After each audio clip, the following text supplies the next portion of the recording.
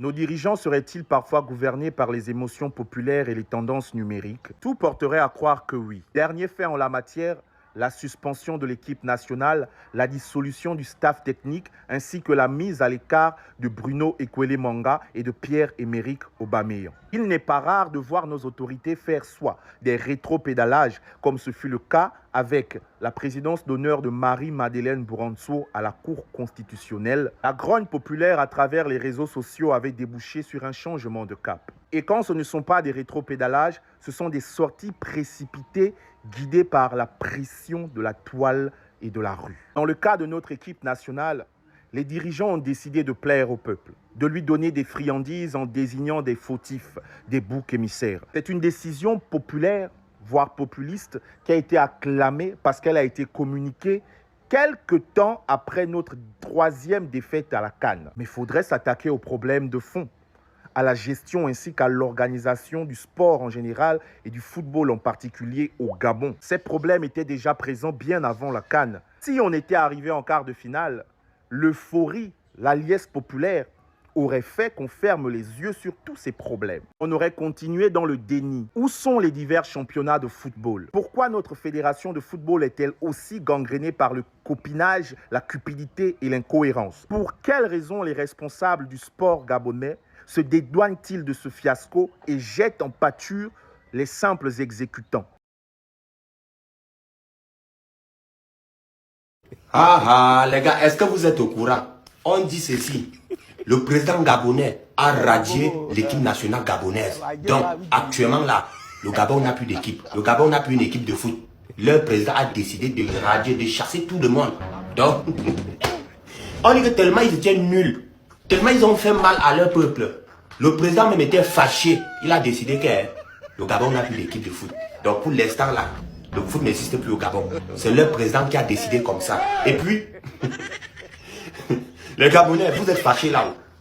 Est-ce que vous saviez qu'il y a des pays qui sont rentrés sans même marquer un but? Le Comore que vous voyez là, ils sont rentrés sans même marquer un but. Tellement le peuple comorien était fâché. Ils ont dit qu'il fallait même marquer un but pour nous faire plaisir. Les Gabonais maintenant, eux au moins, ils ont marqué au moins les buts avant de rentrer pour vous faire plaisir. Vous maintenant, vous êtes fâchés que non, les Panthères du Gabon ne peuvent pas rentrer de la Coupe d'Afrique sans gagner un match. Ils ont au moins marqué les buts pour vous faire plaisir. Maintenant, le président a décidé de radier l'équipe. Donc, il n'y a plus de foot au Gabon. Le président a dit qu'ils sont tellement nuls qu'ils laissent le foot. Ils vont reformer une autre équipe bien après. Mais pour l'instant, on chasse tout le monde. Yako les Gabonais, Yako, ça fait mal. Mais vous aussi, vous êtes des jambons. Hein. Vous êtes des vrais jambons même. Vous menez 2-0, on égalise, on vous gagne. C'est une dinguerie. On vient d'apprendre que le gouvernement gabonais vient de suspendre l'équipe de football. C'est-à-dire que hier, après le match de la Côte d'Ivoire, après le match qu'ils ont fait, c'est-à-dire qu'au début du match, ils avaient eu 2-0. Maintenant, il y a eu une remontada humiliante de ça. Maintenant, leur gouvernement a décidé de suspendre leur équipe nationale et puis leur fédération en plus de ça. Écoutez. Compte tenu de la prestation déshonorante des Panthères lors de la Coupe d'Afrique des Nations Total Énergie Maroc 2025, et considérant les effets multiformes aux antipodes des valeurs d'éthique et d'exemplarité prônées par la Ve République, le gouvernement décide de la dissolution du staff technique. Franchement, moi, je suis complètement d'accord avec le gouvernement gabonais, car c'est de la vérité, parce que l'équipe est trop nulle. L'équipe est incroyablement nulle. Cette décision-là, ça va permettre à tous les joueurs, et puis en plus de ça, au staff, aux membres techniques, de se rendre compte de leur erreur et puis de leur incapacité. Ensuite de ça, je pense qu'ils vont pouvoir prendre les dispositions, les meilleures stratégies pour venir se représenter devant leur gouvernement en disant qu'on est prêt. Et puis, à partir de ce moment-là, je pense que quand votre gouvernement va dire il y a feuille là, vous allez bien jouer là-bas. Les Gabonais, vous avez vu ce que vous avez fait encore? Vous avez vu ce que vous avez fait encore? Pour ceux qui n'auraient pas vu, le ministère des Sports du Gabon a suspendu l'équipe nationale. Le ministère a arrêté l'équipe nationale et a viré 2 de ses joueurs, 2 de ses cadres de cette équipe. Ça veut dire qu'ils ne pourront plus jamais porter le maillot de leur pays. C'est un truc de fou. Et regardez la signature à la fin de ce communiqué. Fin! Vraiment, en Afrique, on en a vu des choses. Il y a des choses qu'on a vu venir. Il y a des choses qu'on n'a pas vu venir, mais celle-là, personne n'aurait pu l'imaginer que ça arrive dans l'histoire d'une équipe africaine. Vous imaginez, au ministère, ils prennent la décision d'arrêter une équipe nationale de football. Je pense vraiment à la prochaine étape, là. La prochaine étape. Et vous allez voir, ils vont interdire de territoire à certains joueurs après performance médiocre à la CAN. Mon Afrique est capable de tout. J'espère pas en arriver là, mais plus rien ne m'étonne maintenant. Ok, ceux qui étaient contents que le gouvernement a dissous le staff technique gabonais. Déjà, je viens de lire. Regardez les images qui vont défiler et tout ça là au-dessus de moi. Sachez que, d'après les articles de la FIFA, un gouvernement ne peut pas dissoudre un staff technique. Ça, c'est un. Comment on appelle ça? Un gouvernement ne peut pas rentrer dans l'histoire du ballon. On va dire que la FIFA est apolitique. Voilà.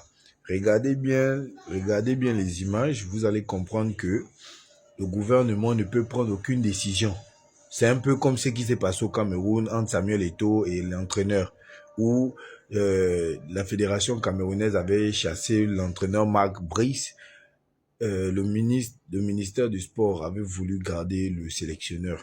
C'est le président de la fédération. C'est le président de la fédération qui a le droit de dissoudre ou de virer un coach et non le gouvernement. Malheureusement, ça, je pense que c'est juste comme ça. Mais le staff peut rester là en place. Le staff peut rester là en place.